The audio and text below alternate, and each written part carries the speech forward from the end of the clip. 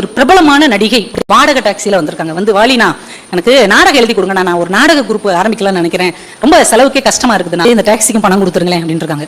பணம் கொடுத்துட்டு அந்த அம்மாவை அனுப்பிட்டு கொஞ்ச நேரம் அப்படியே நின்றுக்கிறார். ஏன்னா அந்த அம்மா ஒரு காலத்துல தமிழ் சினிமாவால் கொண்டாடப்பட்ட ஒரு மிகப்பெரிய நடிகை, வந்தவங்களுக்கு எல்லாம் வாரி வாரி கொடுத்த பெரும் பணக்காரி. அப்படியே அதிர்ந்து போய் நின்றுருக்காரு. இன்னொரு நாள் ஒரு இடத்துல இசை அமைக்கிறதுக்காக போயிருக்காங்க, இவர் கவிதை எழுத போயிருக்கிறார். நிறைய பேர் பேசிட்டு இருந்திருக்காங்க. ஒரு பெரிய நகைச்சுவை நடிகர் பக்கத்துல வந்து, வாலி வேலை பார்க்குற பையனை கொஞ்சம் அனுப்பி 555 சிகரெட் வாங்கிட்டு வர சொல்ல, இந்த பீடியா சாப்பிட்டு ஒரு மாதிரி இருக்குடா, ஒரு பாக்கெட் சிகரெட் வாங்கி தர சொல்.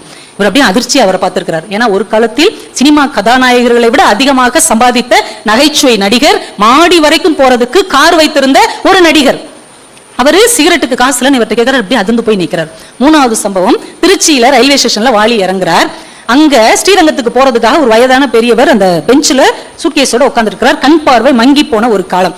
அவரை பார்த்தோன்னே இவருக்கு அடையாளம் தெரியுது. அவர் காலை தொட்டு கும்பிட்டு, ஐயா நல்லா இருக்கீங்களா, நான் தான் கவிஞர் வாலி. அப்படியே கையை தடவி பிடிச்சிக்கிட்டு, நீயாப்பா நல்ல பாட்டு எழுதுறப்பா, நல்லா இருக்கியாப்பான்னு கேட்கிறார். நல்லா இருக்கேன் நல்லா இருக்கேன்ட்டு இவரை எங்க போகணுமோ அனுப்பி விட்டுட்டு இவர் அந்த பெஞ்சிலே அதிர்ந்து போய் உட்கார்ந்துருந்தாராம். ஏன்னா அதே ரயில்வே ஸ்டேஷன்ல அந்த மனிதர் ஒரு காலத்தில் சூப்பர் ஸ்டாராக இருந்த போது அந்த ரயில் அவர் வந்தார்னா 10 நிமிஷம் ரயில நகர்த்த முடியாத அளவுக்கு ரசிகர்களும் ரசிகைகளும் வந்து அவ்வளவு கூட்டமா மொய்ப்பார்கள். இன்னைக்கு அதே ஸ்டேஷன் அந்த மனுஷர் உட்கார்ந்து இருக்கிறாரு. அவர் யாருக்கும் அடையாளம் தெரியவில்லை, அவராலும் யாரையும் பார்க்க முடியவில்லை. அவர் தான் MK தியாகராஜ பாகவதர். டாக்ஸி வந்தம்மா நம்ம சாவித்திரி அம்மா, சிகரெட் கேட்டவங்க சந்திர பாபு அவர்கள்.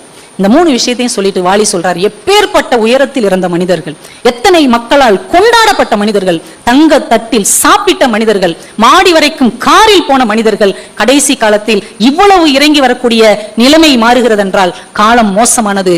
எனக்கு நானே சொல்லிக்கொண்டேன், அடக்கமாகும் வரை அடக்கமாக இரு.